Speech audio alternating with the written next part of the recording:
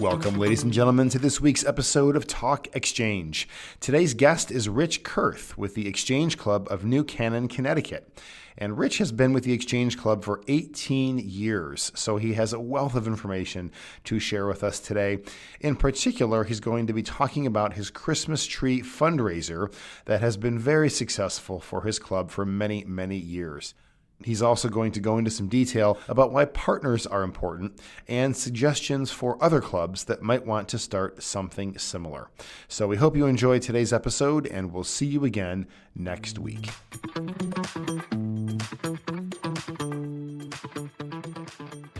Welcome to Talk Exchange. I'm Tracy Edwards, CEO of the National Exchange Club. And I'm Christy Lindaugh, Director of Communications.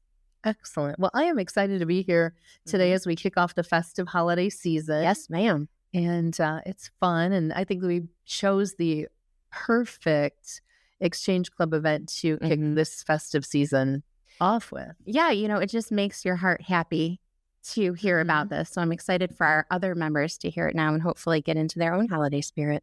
I am too, because this is such an amazing event that's been part of the community for going on 55 years. And you think about when people walk into a Christmas tree field lot situation, they're happy. It's going to be a great time. So we're excited to have with us today Rich Kurth of the Exchange Club of New Canaan, Connecticut, here to talk about their annual Christmas tree and wreath sale, which kicks off November 29th for the 55th year. That's awesome. Welcome, Rich. Thanks for having me. Thank you for joining us. So tell us about how this great event started. I know you weren't part of it 55 years ago, but how did it start? And tell us a little bit about it. Sure. So New Canaan Exchange Club was formed back in 1952. We are about 125 members or so. New Canaan is located in southwestern Connecticut. We're a commuter town into New York City of about 20,000 residents. We meet on first and third of every month. So the Tree Lot Operations is really a small business that starts back in July and August of every year. Just to recap, we sell somewhere around 1,200 Christmas trees and roughly 1,500 or so wreaths and roping as well. Oh, wow. So we partner with the town of New Canaan. They're nice enough to lease at a nominal sum one of their parks, and we take over the park for roughly 5 or so weeks. Wow. We have a number of sleeves in terms of members who provide marketing and media, which is critical, tree lot operations, and then of course the heavy lifting of unloading 3 tractor trailers of trees that come the day after Thanksgiving. Oh, that's a lot of work, but it sounds like a lot of fun, and it smells really good there. We know that. I bet. It sounds more fun than shopping. Yeah. On that day. You mentioned the amount of work. Now, do you have any requirements for club members or any expectation about how much time each person is expected to put into the 5 weeks on the lot? Yeah, that's a fair question. We've refrained from going down that track. I know a lot of clubs require, 20, 30, 40 hours of participation. But what we've done is created 4 shifts every weekend, a morning and afternoon shift, Saturday, Sunday, and then a skeletal team's there during the week. But we have generally very high turnout. It's a fun event. And at the same time, we partner with a number of community-based organizations that help us not only unloading the trees, but selling the trees, as well as creating a festive atmosphere at the lot. So in no particular order, Pivot Ministries, which is a faith-based organization that's effectively a residential treatment center for men only. They come down, help us set up the lot, unload trees, and take the lot down. Wow. So they're super critical in this operation. And then after that, the Slobs, Service League of Boys. So they're required to give service hours back to the town. These are all New Canaan High School students. And then after that, the Shepherd's Mentors, which is a an inner city organization that provides college prep educations and mentors to help these kids come along. And so, and then thereafter, there's, the whole variety of, Tremont atmosphere, Old Faithful, which is a bunch of old guys who have fire engines in their barns come down and give rides with Santa. That's so nice. cool.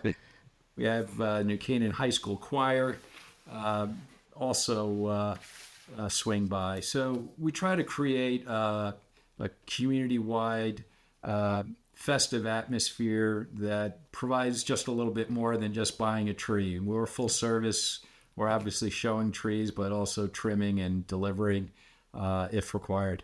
Wow, that's awesome. I love the community collaboration too. Those are some really wonderful and worthy organizations that you partner with. It sounds like a very festive atmosphere over there. I would bet this is a family tradition for a lot of people in the area. Absolutely. Sounds like something we would do. I agree 100%. So it sounds like it means a lot to the community and a lot to the club. What do you typically hear club members say about this event as it approaches every year? I'm sure they look forward to it and involve their families and friends.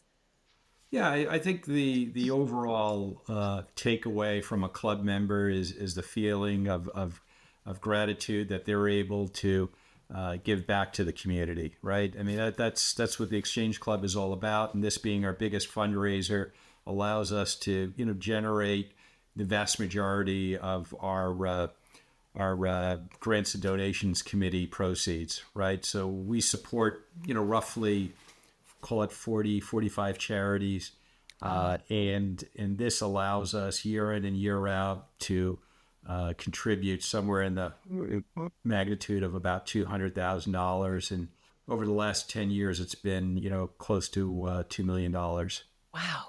That's amazing. And that type of impact can have great influence. The fact that you can help support 44 or 45 charities is amazing. What does it mean to them? How do you distribute the funds? Do you have one big event where a lot of the representatives come and receive the funds, or what do you do? Yeah, good question. We have a grants and donations committee that's led by the past president. The committee is all volunteer, and to be frank, many of the same donees are fairly consistent year in and year out. I would say the turnover happens in the last 10 to 15%, but I would say the vast majority of the donees are Help for Kids, of course, which is our primary beneficiary. But then after that, so a lot of organizations that are affiliated with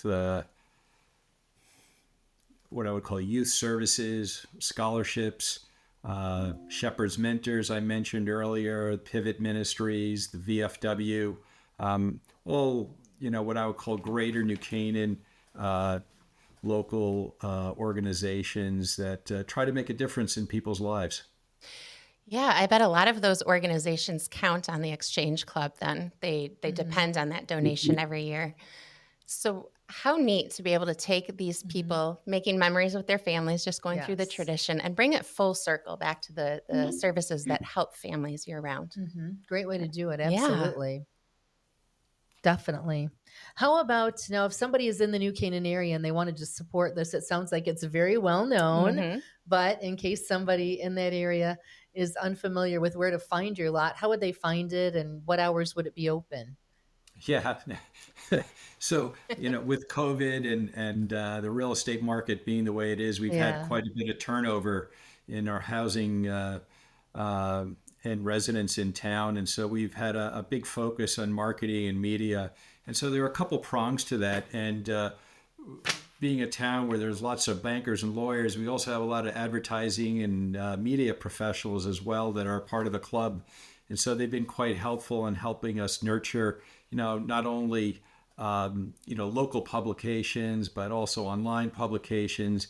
And at the same time, good old fashioned signs, poster signs that get presented all over town. And then all the local retailers as well downtown have a poster in it to make the local community aware. And then Lastly, we've partnered with Hearst Media and had an online presence as well to target mainly moms, since they're the focus of driving the Christmas spirit, who then become aware of the tree lot. Absolutely. And I like a good poster. I mean, a good poster is still relevant. It's eye-catching when you're in a Heck store or yeah. something, but it sounds like you have a very efficient operation in terms of PR and marketing of the event.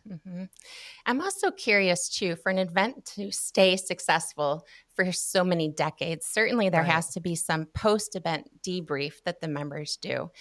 What kind of things do you look for in this debrief? Your SWOT, if you will. Yeah, that's a fair question. Especially with Amazon and artificial trees becoming a competitor to us. But I think what we try to create is a family-friendly experience, right? That you're not getting by 2 clicks away and a tree showing up at your front door. And so that's how we differentiate ourselves.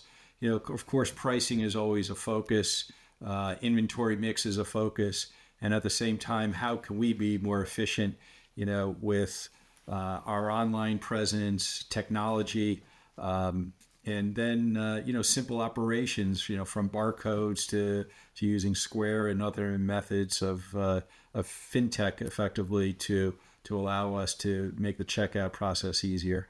It's like a Good. business. That's key. Yeah. Definitely. Now, are all the trees sourced from one farm, Rich? Yeah. So we partner with a local grocery store, Stu Leonard's, and we have done that for the last 10 plus years. They source their trees out of Quebec.